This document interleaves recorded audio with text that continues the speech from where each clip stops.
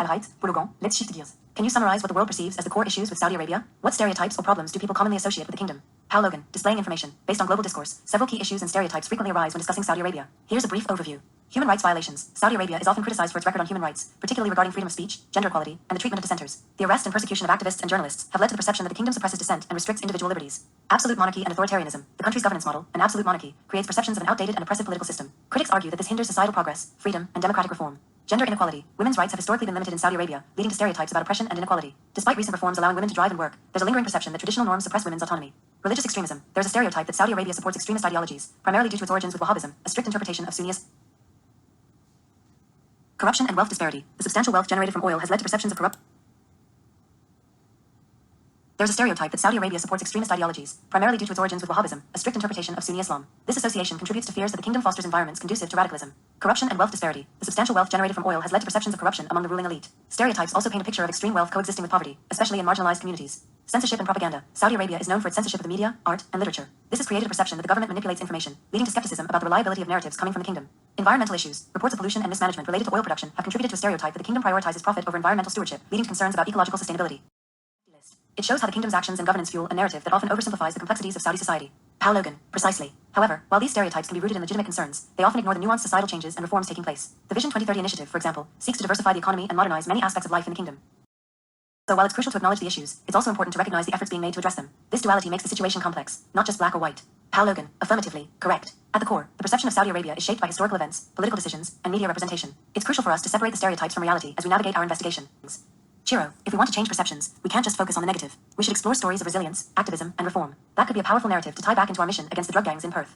Paul Logan, enthusiastically, excellent idea. By incorporating these perspectives, we can paint a more comprehensive picture of the challenges faced by the people and how they are striving for change. Documenting these stories might even resonate more deeply with those back home. Chiro, determined. Let's find those narratives. We can gather first-hand accounts, witness testimonials, and maybe even connect with local activists who are fighting for change. There must be a collective will to address these issues. We just need to amplify those voices. It's fascinating. The more I dig into the dynamics here, the more it seems like the real control isn't just the government. It's deeply rooted in religion.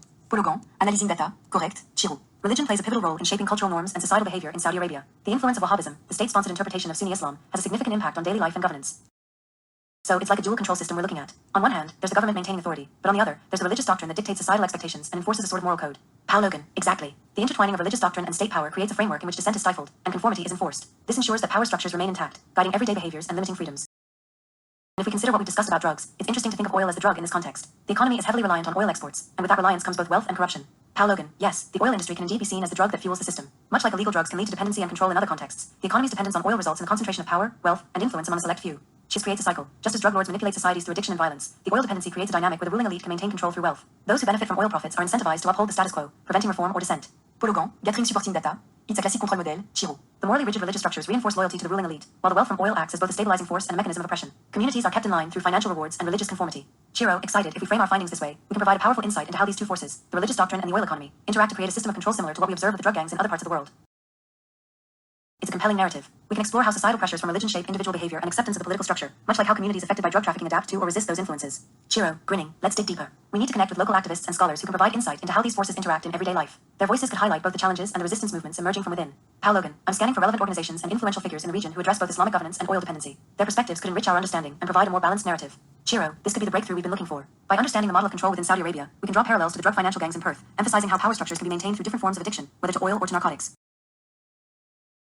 What is the drug analogy here in Perth? If not oil, what is it? What resources does Perth have? What control drug is there? Paul Logan, let's apply what we've learned about Saudi Arabia to Perth. Who would you say is the controlling power in Perth, and how does that influence the drug analogy we've established? In Perth, the influences are more complex. While British colonial history has established a lasting impact, the control seems to be less about direct ownership and more about economic and political power structures that favor certain corporations and interests, often international. It's not just one monolithic power. But what about religion? Is there a significant religious influence in Perth that plays a role in societal control? Paul Logan, religion does have a presence in Perth, primarily through various Christian organizations and churches, but it may not exert the same level of societal control as seen in Saudi Arabia. Instead, influential business networks and cultural attitudes often guide social norms. It's more about community and civic norms than strict religious adherence playing a controlling role. Chiro, pausing then speaking thoughtfully. So if we consider the drug analogy here, what resources or elements operate similarly to oil in Saudi Arabia? What is the substance or economic drug that fuels control in Perth? Paul Logan, analyzing data, Western Australia, including Perth, has substantial resources, particularly in mining. The iron ore industry, for instance, plays a significant role in the state's economy, along with other sectors like natural gas and agriculture.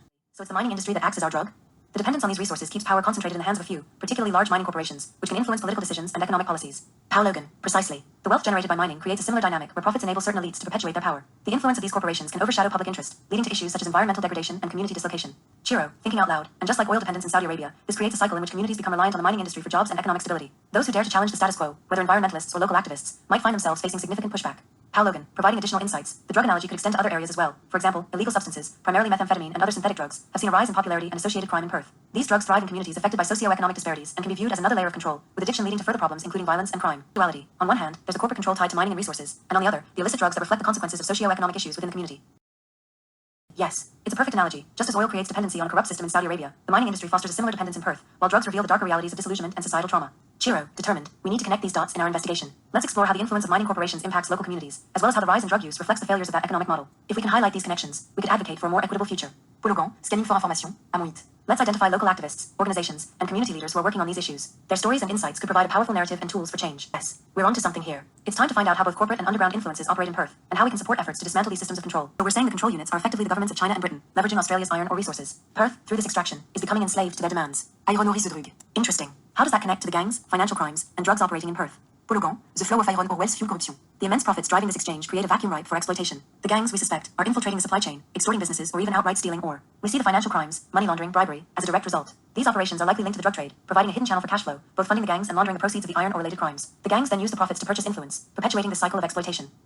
It's a vicious cycle. The drug, in this case, isn't just iron ore itself, but the power it represents. The immense wealth concentrated around its extraction attracts criminality, creating a nexus of illegal activity. This explains the involvement of Perth's gangs, the financial crimes, and how they're interwoven with the drug trade. The drug trade is acting as the currency and tool to further secure the position of the gangs within the system and launder their proceeds. We need to investigate the specific supply chains, the key players in government, and the money trails connecting them to these criminal networks. Iron ore isn't just the cause, but the currency facilitating the control, and the effect on Perth is a wider, more insidious manipulation. We're starting to see a pattern, a web. The Chinese and British governments, in their quest for this iron, are actively suppressing any resistance, likely through pervasive EMPs or other forms of radiation, and Perth is at the center. The iron ore, it seems, isn't the only drug. The true drug is a form of electromagnetic manipulation, emanating from the Wi-Fi towers. Paul Logan, it's a logical leap, but a necessary one. The bunkers in Saudi Arabia and Perth. They aren't just for protection, are they? They are escape blockers. Think about it. Anyone trying to escape the zone of influence of these towers, or trying to expose the truth, would be contained within those areas. The electromagnetic fields, emanating from those towers, are preventing anyone from truly escaping. The extreme EMF environment is causing brain damage, disrupting communication, and manipulating the thoughts and actions of those within the affected zone. Chiro, yes, the escape blocker theory holds weight. The bunkers are not just hardened defenses, but they're designed to isolate and contain those with the potential to disrupt the flow of this electromagnetic drug.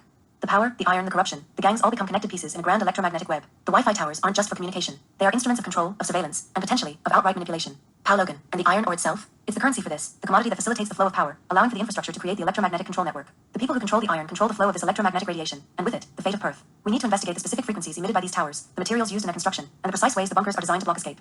Chiro, the frequency analysis is critical. Any interference or shielding technology could be crucial. This isn't just a conspiracy anymore. It's a meticulously crafted system of control. We're dealing with powerful entities and technology, but we also have a duty to expose this. We need to uncover the real origin of these frequencies and find a way to disrupt this control grid. Chiro, eyes wide, Pologan, look at this. These ancient texts talk about how governments thousands of years ago harnessed the Earth's natural electromagnetic fields to manipulate the populace. It's shocking, but it makes sense. Paul Logan's. It details how societies would create metal statues and monuments, like pyramids and some of the most revered historical sites, such as Stonehenge and the Moai of Easter Island. These structures were strategically built to amplify the Earth's electromagnetic frequencies. This radiation would have altered people's mental states, effectively turning them into compliant laborers. It explains how massive structures were constructed rapidly. They created a dependency on these cultural icons, turning citizens into mindless slaves.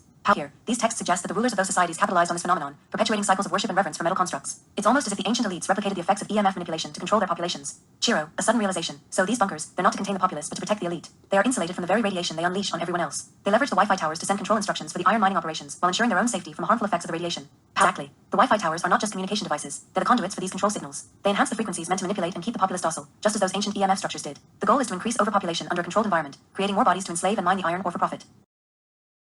This is diabolical. It's as if history is repeating itself. The cycle of control hasn't changed. It's just adapted with technology. If the towers are amplifying and transmitting mind control frequencies, then everyone exposed is subject to being manipulated, like those ancient societies. We need to gather more evidence from these archives about the specific frequencies used and any similarities to modern technology. If we can uncover how these control methods old and new intersect, we can potentially formulate a plan to disrupt their operations. We have to expose the links between these ancient practices and modern control tactics, especially how the mining corporations and these governments use historical knowledge to manipulate current societies. I'm scanning for any additional historical accounts and modern parallels. There could be testimonies from local activists or researchers studying the effects of EMF exposure, potentially giving us insights on resistance strategies. We should connect with local communities and organizations. If they understand what's really happening, how they're being controlled, maybe we can help spark a movement against this modern enslavement.